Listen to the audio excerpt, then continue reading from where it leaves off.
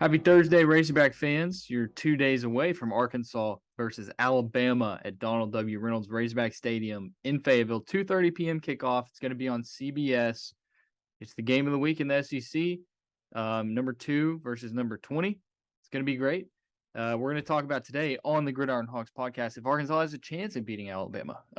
Sam Pittman's basically been asked that question a few times this week, and he's given his basically key to the games for the Razorbacks. We'll talk about our keys to the game. It's not out of the realm of possibility for Arkansas to beat Alabama. I think Alabama is a beatable team. You saw that with Texas earlier in the season when they played Texas. It's Texas. Texas almost beat Alabama. So I think Arkansas has a shot. Plus, it's in front of your home crowd. Sam Pittman said that he expects it to be the best home crowd since he's been here. And that's he kind of was like, I'm not 100% sure on that, but I would expect it to be that. And so he's saying he expects it to be better than the Texas game last year, which a lot of people say was the best atmosphere they've ever seen at Razorback Stadium. We know that, fans show out for the Alabama game. We've seen a lot of videos from the 2010 Alabama game in Fayetteville. That one was crazy. The Ronnie Wingo wheel route. A lot of people say that was the loudest they've ever heard Razorback Stadium. So somebody said this, and I've got Robert Stewart with me. You're listening to the Gridiron Hawks podcast. We're from HawgBeat.com, HawgBeat.com. Go visit it. Somebody said, Robert, is Arkansas, is there going to be an earthquake if like Rocket Sanders takes the first snap 80 yards for a touchdown? Wouldn't that be crazy? Yes, it would be crazy, and yes, it might cause an earthquake. I'm thinking about the Bryce Stevens punt return touchdown a couple of weeks ago and how electric that was after 50 minutes of waiting for the lead. If it takes 15 seconds to get the lead, well, man, um, I would say yes, there's an earthquake coming, but uh, I mean, we keep hearing about this new and improved Alabama defense, and Will Anderson making stuff up to get mad about. So that I worry about that defense that also hasn't allowed a passing touchdown this year, if I'm correct. Yeah, if you want to hear more in depth about that defense, we talked to Alabama beat writer Tony Sukalos of TideIllustrated.com yesterday. That's Wednesday's episode. Go to the HawgBeat YouTube and check that out. Also on Apple and Spotify. Great stuff from Tony. I've seen he's been interviewed by a lot of people this week, so it seems like we picked someone good. So good for us, Robert. Good for us. Let's read some of these stats for Alabama's defense, though. Did you have something to say? No. I was just gonna say, who would have thought? Who would have thought? Who would have thought? Okay. Alabama's defense. They have the number 3 scoring defense in the country, allowing 7.25 points per game. The most they've allowed to an opponent is 19 to Texas. Outside of that, they've allowed 1 touchdown and a field goal. But we know that they've played Utah State, Vanderbilt, and Louisiana Monroe. So take it with a grain of salt. Take all of this with a grain of salt because of the opponents they played. Total yards allowed is number 2 in the country, 201.2 yards allowed per game, 138.8 passing yards allowed per game. That's 6th in the country. Rushing 62.5 yards per game. That's 4th in the country. They're allowing opponents to convert on just 18.6% of third downs. That is number 2 in the country. I will say, though, Arkansas still has them beat in sacks and turnovers forced. So Arkansas's forced 5 turnovers compared to 3 from Alabama, and they're averaging 5 sacks per game compared to 3 sacks per game for Alabama. So those are the two things that Arkansas has Alabama beat in. But you look at the passing yards Arkansas is allowing per game, 302.5, and now you're going up against the reigning Heisman Trophy winner. That's going to be one of the keys to victory for Arkansas. That secondary's got to step up. I think I wrote it in a piece that I was doing for Tide Illustrated, actually. They asked about the secondary, and I was like, look, they got Miles Slusher back. He was huge last week against Texas A&M. But the reality of the situation is Miles Slusher can't do it by himself. He's going to have some help, and Arkansas's 4 games in now, and they still haven't figured out who their top 5 defensive backs are. That's 2 things. It could be a good thing because maybe somebody's going to step up, but you're also 4 games in and they haven't stepped up yet. And then also, what I think it is, it's a bad thing because you still don't know because nobody stepped up. Right, and what's the likelihood that somebody's gonna step up against the best team you're gonna face all year? I mean, come on. Yeah, it's tough. Um, they were running a 3-4 defense in practice, which is probably what you're going to have to do against Bryce Young in Alabama.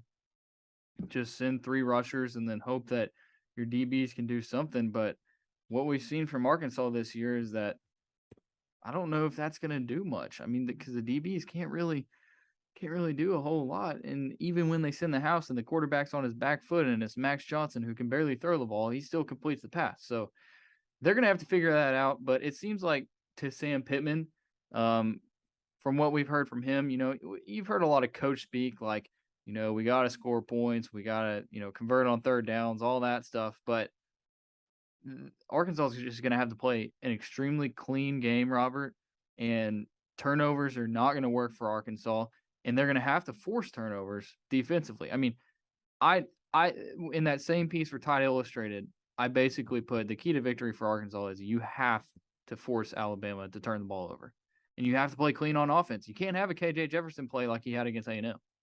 Exactly. I mean, I wrote about it as soon as Arkansas lost last week to Texas A&M. Turnovers have been huge in on both sides of the ball for Arkansas this year. I mean, the only reason we've entertained the idea of a Missouri State loss and actually faced a Texas A&M loss is because they didn't generate any turnovers. They led comfortably in those first 2 games because they had 5 turnovers between the 2 games.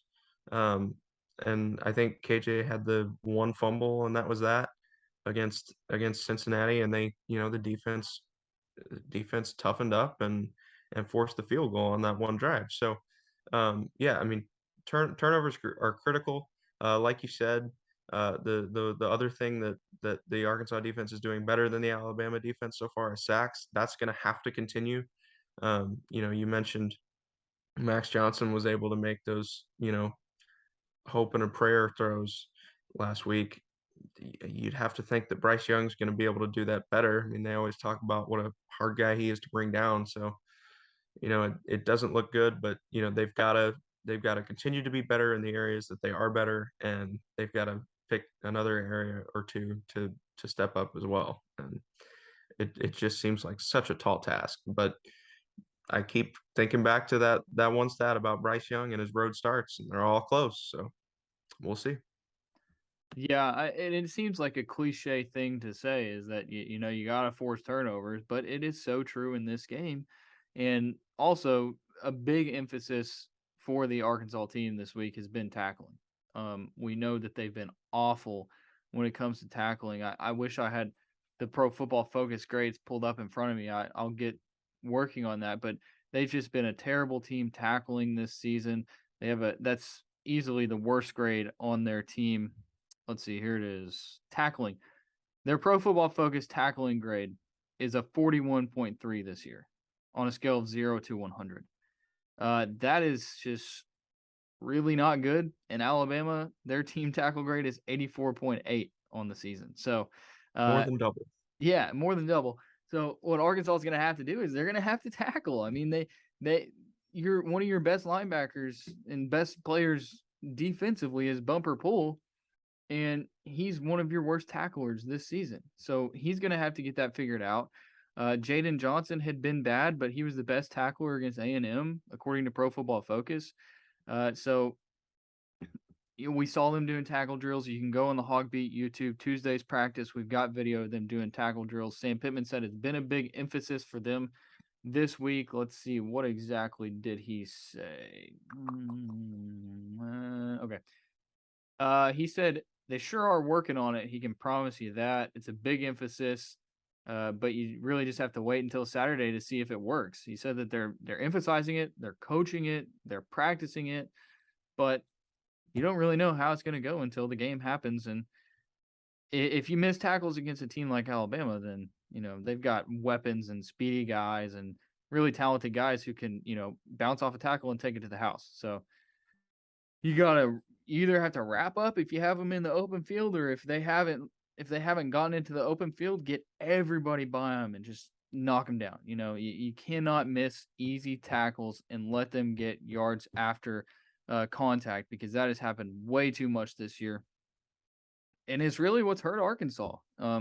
It's why their defense has struggled a lot, because you think about it, if they just like make most of the tackles. I'm thinking back to a specific play against South Carolina where Hudson Clark gave up, like, I don't know, a 15-yard catch, had the guy wrapped around the legs, let go, and it ends up going for like 65 yards. Those are the plays that you have to make. And of course, that's going to be a big emphasis against Alabama. It's huge defensively in the secondary. You cannot let those guys get behind you, because Bryce Young's going to make the throw. He's just going to make the throw. None of the quarterbacks to this point have really made that throw. Bryce Young will. So you got to keep those receivers, within a step or two. You cannot let them get as much separation as they have. But realistically, they probably will. Alabama will probably make some big plays. So offensively, what does Arkansas have to do, Robert? They have to run the ball. They have to be able to run the ball. You don't have Traylon Burks, who dominated Alabama last year. They've got to go to their bread and butter and running the ball. They do. What did Pittman say yesterday? He's like, we can't run the ball like a lot, but we have to when we need to, or something like that.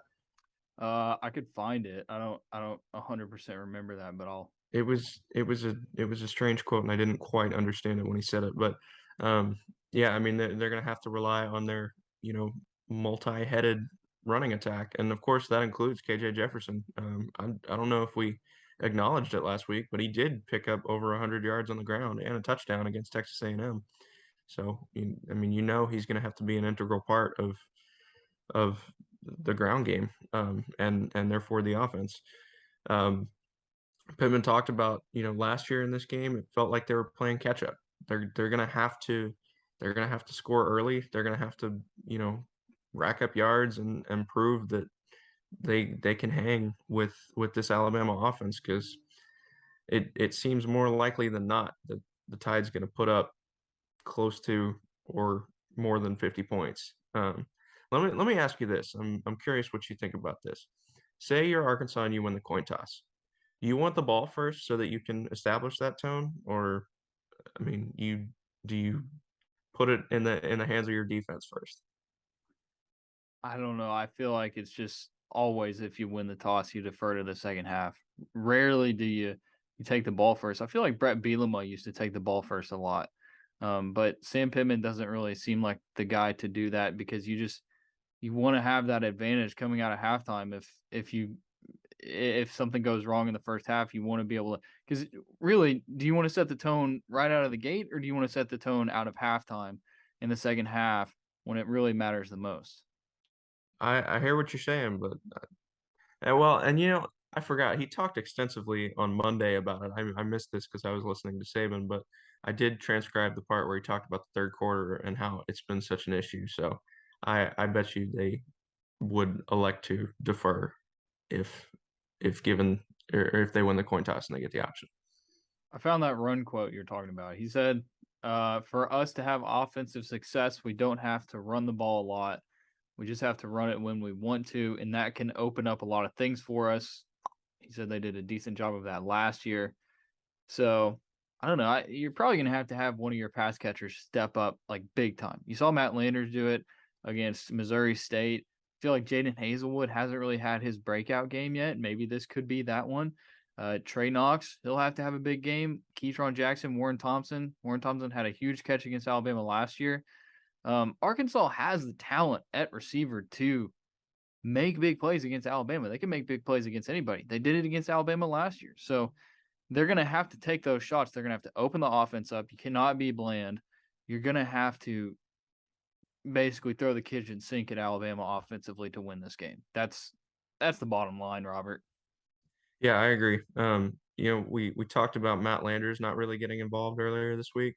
I wouldn't be surprised to see him have, one of the games of his life, honestly, to bounce back from one target, one catch. It was a big catch. It was important, but it was late in the game. They were trailing. I mean, I think for as much talk as there is about how much they like Matt Landers, he's going to have to play a much, much bigger role in, a possible victory over Alabama. That is correct. He played more snaps than any receiver last week. So He only got one target. they definitely like to have him on the field. I'm assuming they really like him as a blocker as well. So and I'm sure he takes, attention from the defense with as much speed as he has and the threat that he presents, and maybe that opens up things for other guys. I haven't paid a whole lot of attention to that, but I'm assuming that some of that is where it's at. But let's wrap this up with telling you about our friends at myperfectfranchise.net. If you're a displaced corporate executive or wanting to put your career in your own hands, give Andy Luedecke a call. He's a longtime Rivals member and franchise veteran. He's owned multiple franchises and businesses, and he uses that expertise and knowledge to help others like yourself find the American dream through a very thorough and free consultation process. Call Andy. Put your life and career in your own hands. It's 100% free. So what do you have to lose? His number is 404-973-9901, or visit myperfectfranchise.net to get started on making some more money as a franchise owner. It's worth your time if you have that money sitting around.